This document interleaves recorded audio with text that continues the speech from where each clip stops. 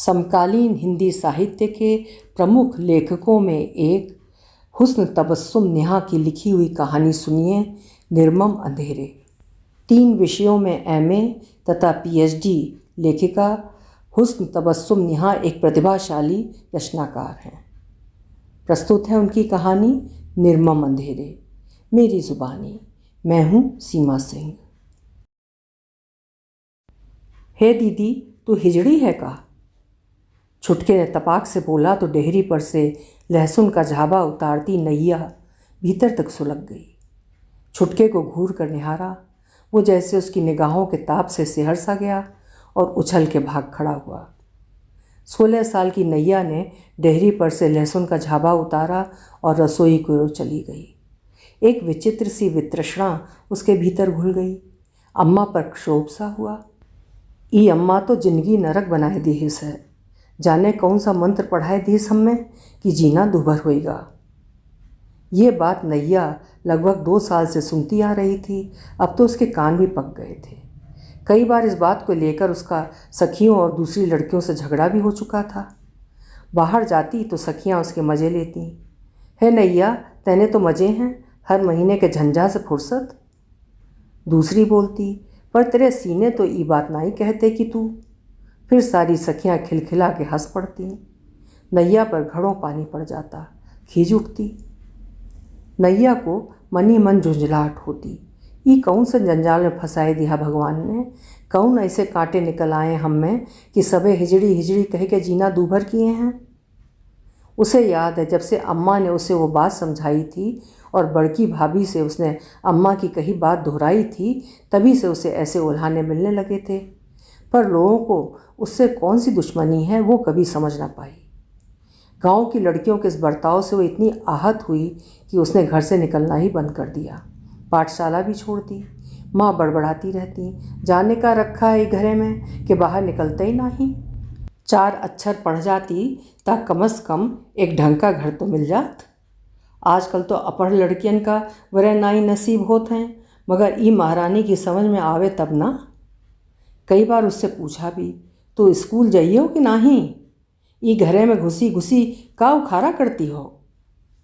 घरे में पढ़ लई, वो खामोशी से उत्तर देती। हर जने कौन घर घुसनू परे सवार हो गवा है, कहती हुई अम्मा इधर उधर टहलाती। वो पढ़ाई के नाम पर खाली समय में किताब में देख देख नकल उतारती रहती। हालांकि स्कूल की वो मेधावी छात्रा थी, पर जब से उक्त अफवाह फैली मन स्कूल से भी भागने लगा। कक्षा में कुंठित और क्षुब्ध सी बैठी रहती। उस दिन स्कूल में बड़े मनोयोग से बैठी अपना प्रिय विषय गणित पढ़ रही थी। एक के बाद एक सारे सवाल हल करती जा रही थी, मगन सी। तभी कक्षा अध्यापक नीरज मास्टर साहब ने पुकारा, नैया काम। वो मगन, कोई जवाब नहीं। पुनः गुहारा, नैया कुछ कह रहा हूँ। वो फिर भी हिसाब में गुम। तभी एक अन्य सहपाठिनी ने चुटकी ली, मास्टर जी हिजड़ी कहिए तब सुनेगी। तत्क्षण पूरी कक्षा कहकहों से घुमड़ पड़ी। मास्टर जी भी पहले तो मुस्काए, फिर सहसा कुछ सोचकर उस लड़की को घुड़का, चुप रहो नालायक कहीं की। लेकिन कहकहों ने उसकी तंद्रा तोड़ दी। अपने पर कसी गई इस कुत्सित भक्ति पर उपवासी हो गई। लड़के भी उसे देख धीमे धीमे मुस्कुरा रहे थे। नैया के अंदर जैसे शूल उतर गया। चेहरे पर पसीने की बूंदें चमकने लगीं। लगा कई पहाड़ों का बोझ उसके कंधों पर आकर टिक गया हो। उसने झुंझलाकर पुस्तक, नोटबुक और कलम दवात समेट कर बस्ते में खोस लिया और मन ही मन मास्टर जी को गरियाया, यह मास्टरों बड़ा हरामी है। खैर, ऐसे ही माहौल से उकता कर वो धीरे धीरे स्कूल से कटने लगी। फिर जाना ही बंद कर दिया। अम्मा अधिक तंग करती तो पढ़ने के लिए झल्ला कर बस्ता उठा लेती और कहीं दूर खलिहान के किसी कोने में या फिर किसी अमराई की तरफ निकल जाती और कभी कुछ पढ़ती लिखती, या फिर मन नहीं चाहता तो किसी घने बेरुए पर चढ़ी बैठी रहती। कभी कोई उसे वहाँ देख लेता तो गुहारता, हे हिजड़िया, यहाँ का कर रहा थई। उसके भीतर सहसा कुछ टूट जाता। कहीं ब्याह बारात में जाती तो भी ऐसी निरर्थक फुसफुसाहटें उसका पीछा करती रहती।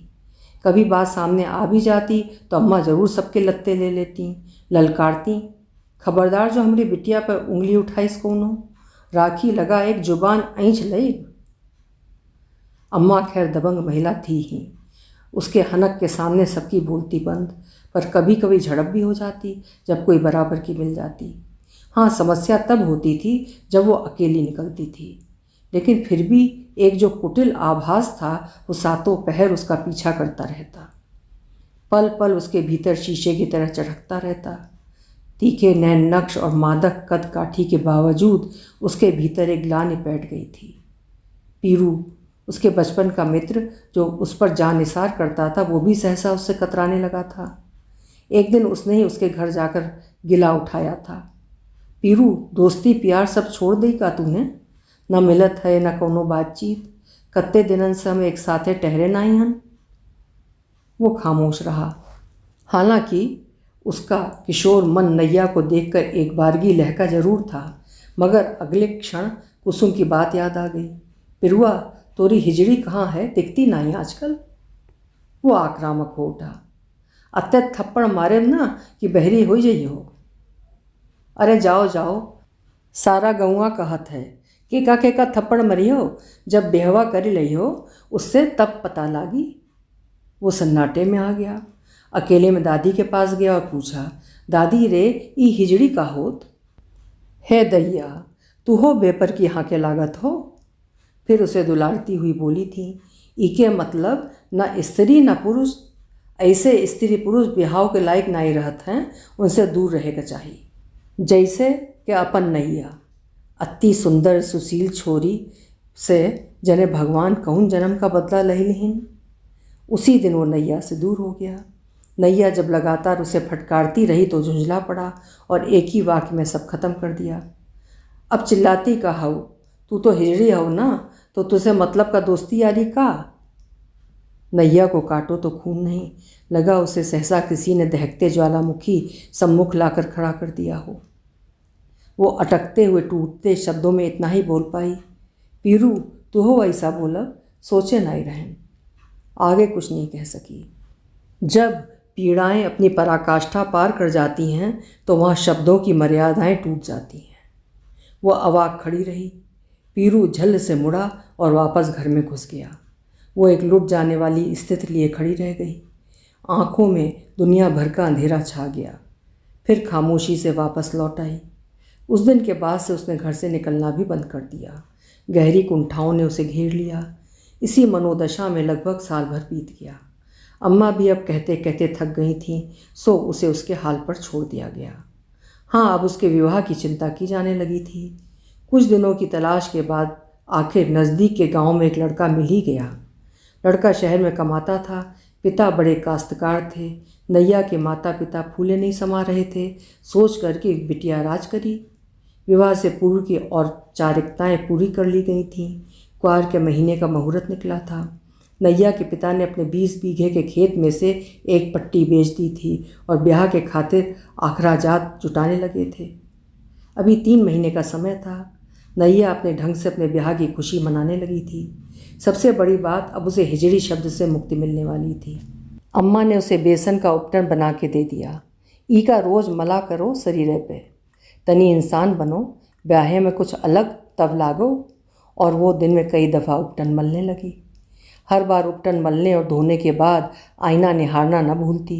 यहाँ तक कि एक दिन फुप्पू ने टोक भी दिया, हाय दैया, या तो दिनम 10 बार दर्पण निहारा करती है, कस बेशरम बेहा हुई जात है।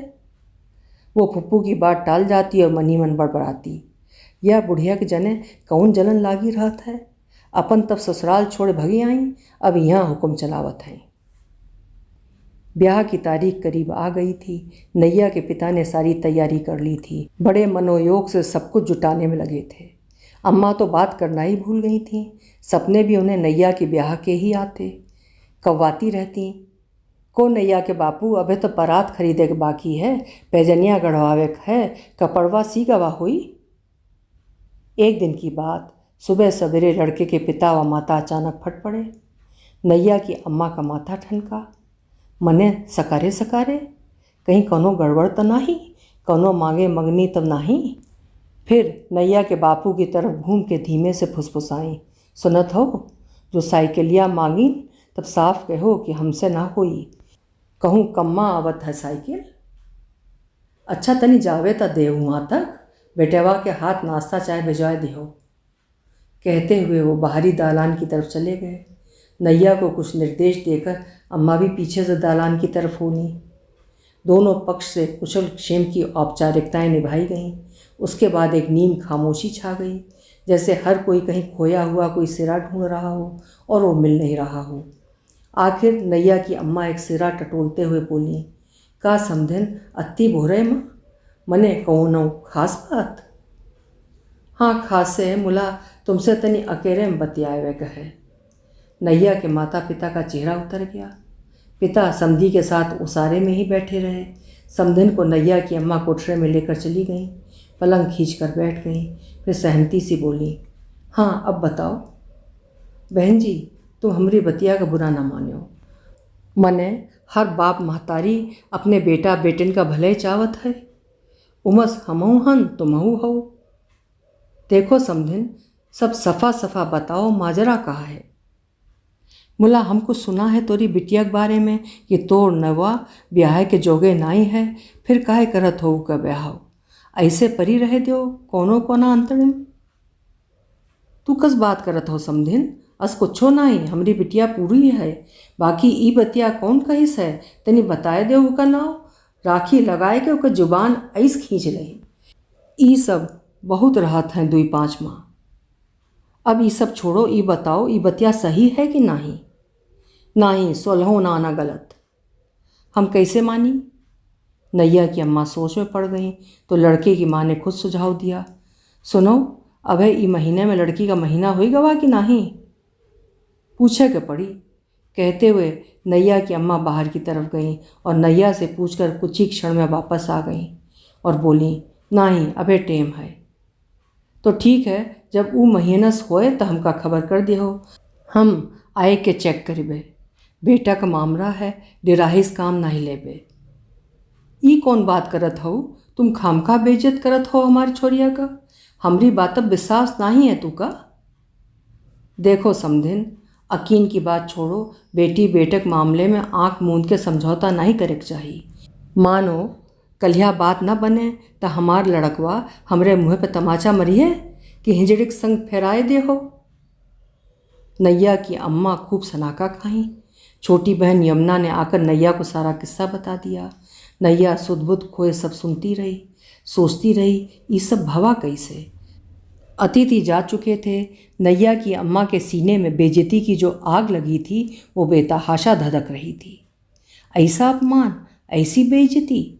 जब कुछ न सूझा तो जाके ढोंढे की पत्नी से भिड़ गई। काहे हो ढूंढाइन, ई का प्रचार कई के बैठी हो हमार छोकरिया के लागे? पहले तो याक 2 मरतबा तुरी शिकायत त करीसू। हम जावे दिया कि चलो हंसी मजाक में हुई गवा कबो कबो, मगर यहाँ तो पानी सिर के ऊपर से नहीं गुजर गवा। का मतलब हम समझिन नहीं?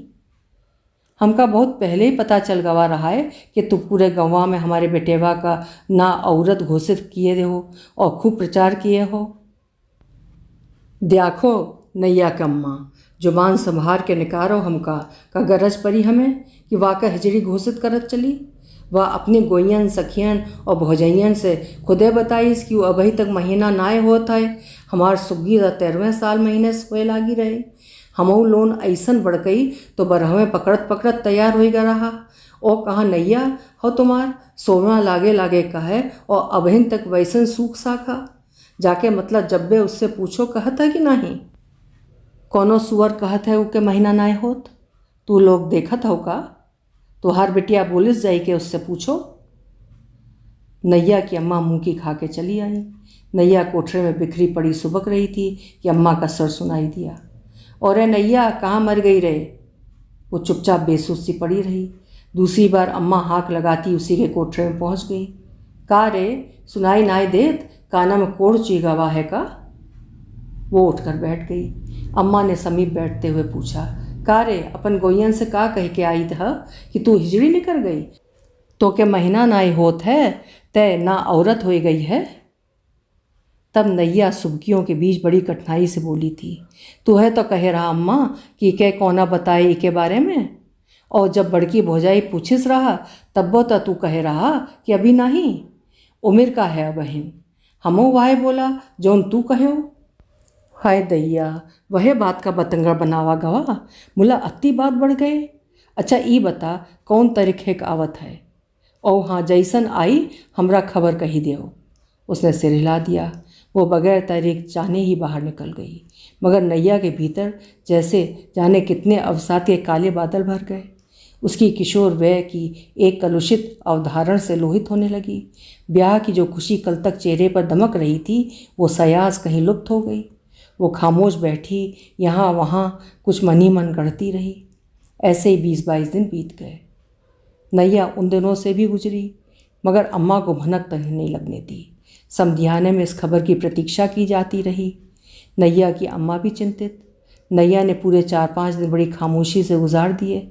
आखिर अम्मा ने एक दिन फिर टटोला, कारे नैवा, बोला महीना तो पूरा नहीं कर गवा, कब्बे हुई है, तरीखिया ठीक सनी याद है कि नहीं, कौने तरीखिया होत है। वो खामोश रही तो अम्मा फिर चिल्लाई, कुछ बताइए, बकोसी है, माजरा का है। नैया ने जमीन की मिट्टी को पाँव के नाखून से खुरचते हुए नीचे ही देखते हुए कहा, आवा तो रहा अम्मा, हम बतावा नहीं, मौका लाज आवत रहा। हाय भगवान गजबे भवा, मुला ऊ सबे प्रतीक्षा में बैठे रहें और यहाँ ई महारानी सब पिए बैठें। आए रे, काहे करे धोखा, काहे परेशान कह रही हम सबका। और वहीं पर एक डंडे से नैया की पिटाई शुरू की तो फिर तब तक नहीं रुकी जब तक थक नहीं गई। नैया पिट पिटा के कोठरे में घुस के पड़ी रही। छोटी बहन ने शाम को तेल गरमा कर उसकी चोटों पर लगाया। वो तेल मलती रही। नैया उसी से अपनी व्यथा कहती रही, के यमुनवा, इमा हमार का गलती, अपने मनादी करिस कि काहुस न बतायो कि तू होए लागी हो। इससे लोग उम्र का अनाजा लगावे लागत हैं, त हम सबसे यही बोल दिया। कहाँ अब उई लोग अइहें हमरा चेक करे। ई कौन बात भाई, लाजो शर्म कौनो चीज़ होत हव, सबे खिलवाड़ बनाए लिहन है हमका। तू कहूस एक पुड़िया संख्या लाए दे हमका, दुनिया से चली जाई, ई बेइज्जती नहीं बर्दाश्त होत है। ना दीदिया, मरे तोर दुश्मन, गलती हमार महतारी के आए, भुगते परा हम सबका, मगर ई भरम से निकारे खातिर ई जरूरी है। मर के तो तू उस सबकी बतियन का सच्चा साबित कर दे हो। लोग ई बात का सही मान ली हैं, ई लांछन का हटावे खातिर जौने होत है होए देव, याक दिन खुदे उ सबके मुँह पे तमाच पड़ जाइए है। इस बात की चर्चा पूरे गांव में फैल गई। महिलाओं को तो समय गुजारने का खूबसूरत शगल मिल गया। दिन भर यहाँ वहाँ खिचड़ी पकती रही। नैया ने बाहर निकलना ही छोड़ दिया था, बस कोठरे में ही पड़ी रहती। साहसी दम तोड़ गया था, खाना पीना छूटा सो अलग। छोटी बहन यमुना कहीं बिनती चिरौरी कर थोड़ा बहुत खिला पिला देती, बाकी वो यही सोच सोच कर कुढ़ती रहती कि कैसे करेगी सामना उन लोगों का जब वे उसकी जांच पड़ताल करने आएंगे। मन ही मन झुझलाती, ई अम्मा कैसी मुसीबत में डाल दीस हन। सगरा गांव हंसी करवाए दीस, सखियाँ गोइयाँ सभे कस मजा लेत हुई हैं। उसे पहले के सारे मंजर स्मरण आते, किस तरह उसे सखियाँ और गोइयाँ बातों बातों में पूछ लिया करती थी, कारे नैया अब अभी तक तोरे महीना न आवा। ऊ का होत है। वो अनजान बन जाती तो सखियाँ बड़े मज़े लेती और क्या क्या ना इशारे करती। ऐसे संशयपूर्ण सवालात उससे प्रायः युवा महिलाएं और किशोरियां कर बैठती और उसका जवाब सुनकर तरह तरह के अंदेशों से घिर जाती। इन्हीं अंदेशों ने उनके मन में एक धारणा बना दी और उसे हिजड़ी का तमगा मिल गया। शुरू में वो बहुत आहत हुई, कई दफ़ा अम्मा से भी शिकायत की। अम्मा ने उन सबको गरिया गरिया के बात ख़त्म कर दी, किंतु उसका मनोबल टूटने लगा। वो धीरे धीरे लोगों से कटती गई, स्कूल से भागने लगी, मन में कुंठित धाराएं रेंगने लगीं। करारा झटका तब लगा जब पीरू ने भी हाथ जोड़ लिए। कई दिनों तक वो यही सोच सोच कर विचलित होती रही। मने कसनिकरा समाज के संग वह मिल गवा, कहाँ की जलम मरण की सौगंध लेस रहा, कहाँ के बिच्च में छोड़ गवा। तनुक गैरत नाय आई, तनुक नाय सोचिस, जमानक बतिया में आ गवा। अम्मा उसारे में बैठी गेहूं पछोड़ रही थी कि नैया उसी के समीप आके बैठ गई और गेहूं बिचारने लगी। अम्मा ने एक उड़ती सी निगाह डाली उस पर और फिर अपने काम में लग गई। वो कुछ देर खामोश रहे, फिर झिझकती सी बोली, अम्मा मने वो आ गवा। को वह जाके खातिर हमका पिछला महीना पीटे रहो। ओ मोरी बिटिया, कहते हुए अम्मा ने उसे चिपटा लिया। फिर सूप वहीं फेंक कर आंगन की ओर भागी। अरे ओ नैया के बापू, तनी सुनत हो, भुरे जाई के समधिन का लिवाए लाओ। दूसरे दिन नैया के बापू मुँह अंधेरे ही निकल गए। दोपहर तक वो समधिन और उनकी बेटी को लिवा कर ले आए। नैया की अम्मा ने बड़ी तैयारी की थी उनके सत्कार की, मगर उन्होंने आते ही कहा, नहीं बहन जी, कुछ नहीं, बस हमका लड़की आँख दिखाए दो। नैया की अम्मा ने पुकारा, नैया ओ नैया। नैया सकुचाती सी उनके पास आकर खड़ी हो गई। इस समय वह बड़ी निखरी सी फिरोजी परी सी दिख रही थी। सास मुग्ध सी देखती रह गई, फिर संभलती सी बोली, चलो बेटा, कोठरी हम चलो तनी। वो थकी सी उठी और कोठरी की तरफ होली। पीछे पीछे दोनों माँ बेटी। फिर कोठरी में तीन ही प्राणी रह गए। कोठरा भीतर से बंद कर लिया गया। 3-4 मिनट बाद कोठरा खुला। दोनों महिलाएं बाहर निकलीं। उनके चेहरे से आश्वस्तता का भाव टपक रहा था। आकर ओसारे में बैठ गईं। नैया कोठरे से बाहर ही नहीं निकली। कुछ देर बाद यमुना कोठरे के भीतर गई तो देखा वो पलंग पे पड़ी सिसक रही थी।